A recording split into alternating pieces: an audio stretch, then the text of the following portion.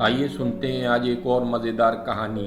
कैसे एक किसान के बेटे ने अपनी बुद्धिमानी से राजा का दिल जीता।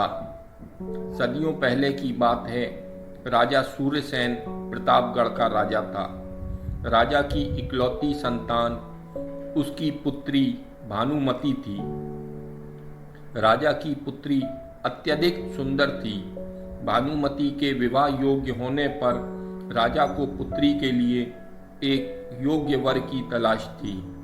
राजा एक ऐसा बुद्धिमान वर खोजना चाहता था जो उसकी पुत्री से विवाह के पश्चात उसके राज्य को भी संभाल सके। राजा ने ऐलान किया कि जो कोई भी राजकुमारी से विवाह करना चाहता है वह संसार की सबसे मूल्यवान वस्तु लेकर आए।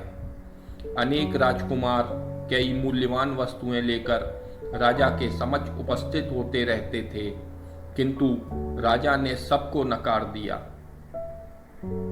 राजा को यकीन था कि एक ना एक दिन कोई योग्य युवक इस शर्त को जरूर पूरा करेगा।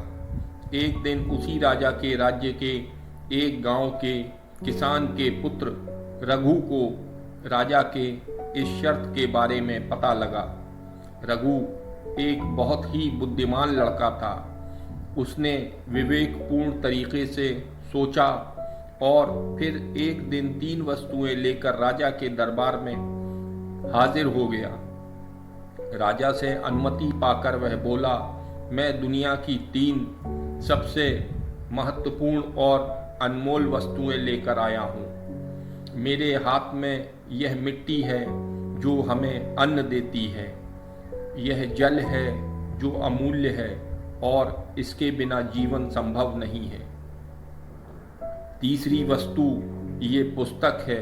पुस्तकें ज्ञान का आधार होती हैं और ज्ञान के बिना सृष्टि का संचालन असंभव है।